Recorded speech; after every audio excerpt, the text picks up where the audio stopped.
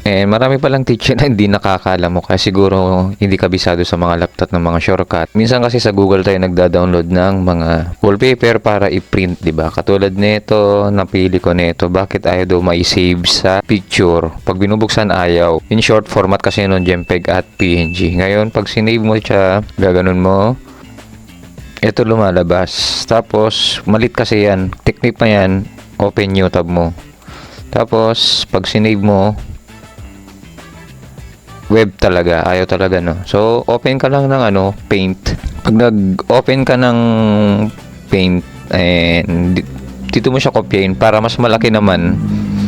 Open new tab mo lang, no, katulad kanina, open new tab, ay open image new tab. Tapos pag nandito na, copy mo lang and then punta ka lang sa Paint o kaya pwede rin Photoshop. And pag na-paint mo na, crop mo lang siya, tapos save mo, yun lang. PNG, JPEG, bahala ka na. Mag-auto-save naman yan sa download, diba, kapag pinili mo yung target niya. So, yun lang.